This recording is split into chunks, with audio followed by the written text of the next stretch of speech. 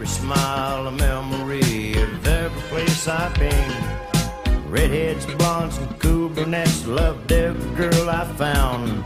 But I couldn't stick around too long. I like to spread myself around. They won't get me, me, me, me. They won't get me, me, me, me. So anyway, Richard Pryor says he'll do it on the condition that he gets paid more. And then Ross Webster says the one thing that he hates. It's greed. Which leads to this. Mr. Ross, just a minute. Let me tell you something. I can't ski. Which leads to this.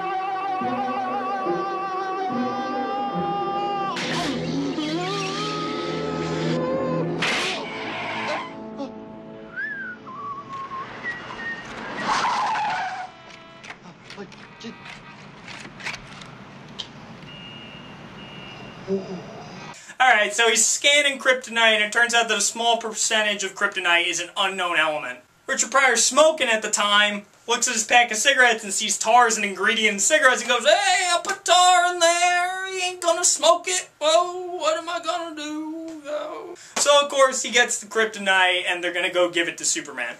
Well, back in Smallville... Not that Smallville! So then Superman's getting the key to the city for the chemical fire and for saving Lana's kid, I'm guessing. Then General Richard Pryor shows up and... Listen up! I just came in directly from the Pentagon, and you better believe there's a damn good reason that I did. Yep. Now you people, you like to go sit in church on Sunday, don't you? Yeah. You like to sit and watch the Super Bowl. Yeah. Now I don't have to tell you that America leads the world in high-grade plastics. We cannot afford a chemical plastics gap. But last week, half of this great nation of ours almost bit the bullet. If it wasn't for this man here. Yep. Okay, then he gives him the kryptonite, and it doesn't kill him. It doesn't do anything to him. So then Richard Pryor calls Ross Webster and tries to tell him that it didn't work. Hello? But he just... You know how they're always trying to find the secret recipe in that chicken in the bucket? And nobody seems to know the ingredient because it's unknown, right? Yes, you know, Superman not dying, it's a lot like chicken in the bucket. This time is going to be the best time of all. Okay, Superman goes back to Lana's place and then basically starts giving her looks like he wants to do the nasty with her. But then someone's like, "Oh no, there's a car accident on a bridge." And Superman's like, "Oh, wait, I should go there." And then gets there late so he can't help. And then you find out, oh no, the kryptonite did affect him, like red kryptonite. So he's becoming like an evil jerk Superman. But apparently the writers don't know how to do evil because all he does is straighten the Leaning Tower of Pisa while smiling and blows out the Olympic torch because he looks bored. Yes, what an evil man Superman has become. Anyway, the news is covering that Superman's become evil, and the villains see this, and they put one and one together. Oh, the kryptonite must have done it to him. And then Vera says the single dumbest line in the movie. She says that Superman has now become... a normal person. Yes, because normal people straighten the Leaning Tower of Pisa and blow out the Olympic torch for kicks. That's what normal people do! Anyway, now that Superman's out of the picture, they can start on their oil scheme. So they send orders to all the oil tankers to just huddle up in the middle of the Atlantic Ocean and create an oil embargo because it's the 80s and we love gas crises. Anyway, one captain on one of the oil tankers realizes this is really stupid and he ain't following the orders. This guy, smartest man in the entire movie. Anyway, they realize one ship isn't going there, so we need to destroy that ship because we're angry. So we'll get Superman to do it. So Bimbo Lady is on top of the Statue of Liberty, and then Superman comes by and is like, "I hope you don't want me to say because I don't do that anymore." And then she's like, "I'm gonna rock your super world in the super bedroom, in the super sack."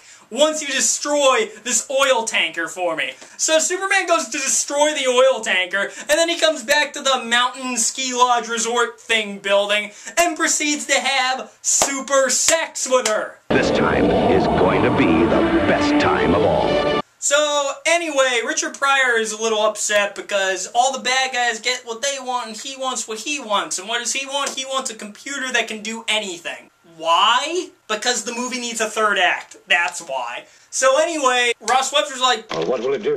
Anything I tell it. What will it do for me?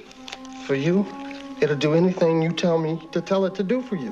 okay, so he agrees to build him the computer in the middle of the Grand Canyon. Anyway, so Lana is upset because Clark's been missing, because, you know, Clark is Superman, ha ha ha. So she and her son are gonna go to Metropolis to go find Clark. Lana and her son get to Metropolis, like, at the same moment that Superman's getting drunk in a bar.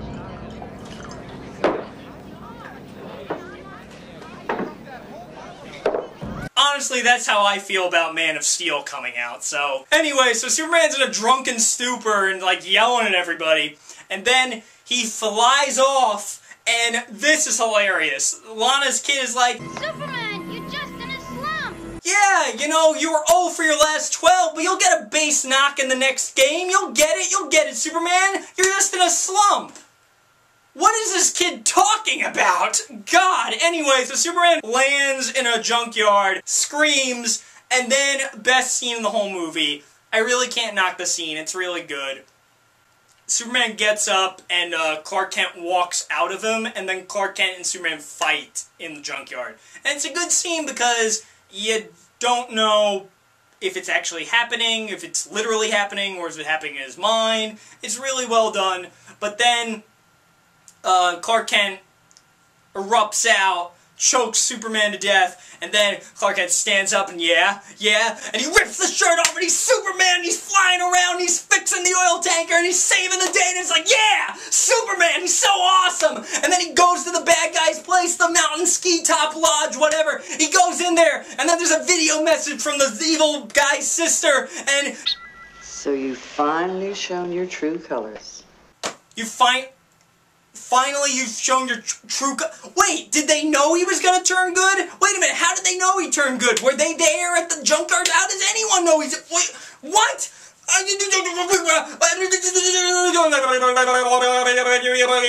Woo! Okay, anyway, so they basically say, hey, Superman, come find us at the Grand Canyon. So at the Grand Canyon is the giant computer thing they built, and Richard Pryor's so happy to see it. Baby, it's Daddy! And so Superman's flying over there, and that's like, oh no, Superman's coming. Activate the defenses. Good thing they installed all these rocket launchers and missiles and guns in the Grand Canyon along with the computer. So then he's playing Atari, basically trying to shoot Superman. The bad guys are doing that, and finally Superman comes in because he's not going to deal with this crap anymore because this movie's gone on for far too long, for God's sake. Superman walks in there, and Bimbo Lady's like, hey honey, how you doing? And Superman's like, sorry ma'am, I don't know you. But the other night. I'm sorry, but that wasn't me. She had super sex and a super one-night stand. Oh my God! This time is going to be the best time of all. Okay, so Richard Pryor tries to convince them that... Oh, see, I'm not with them, Superman. You could have fooled me, mister. The bad guys press a button on the machine, and then it traps Superman in a bubble. And then Vera says... Let's see how long you can carry on without any air. Okay, let's figure this out. Okay. At the end of Superman 1, he flies into outer space, looks around, and then looks at the camera and smiles. Does the same thing at the end of Superman 2. So if we take the international date line, multiply the time zones, divided by the accelerated rotation of the Earth, carry the 1,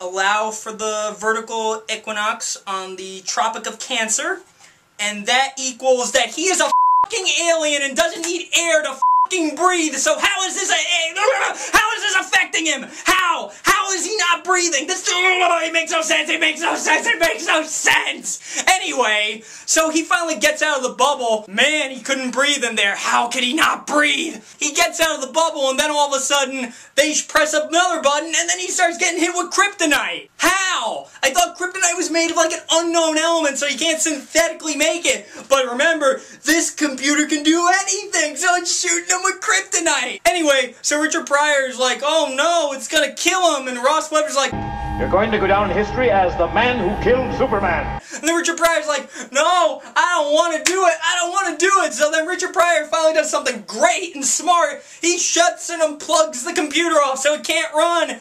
Yay! He saves Superman. He saves Superman. He punches Ross Webster. Now Superman will just get up, capture them all, end this movie, and, What? no.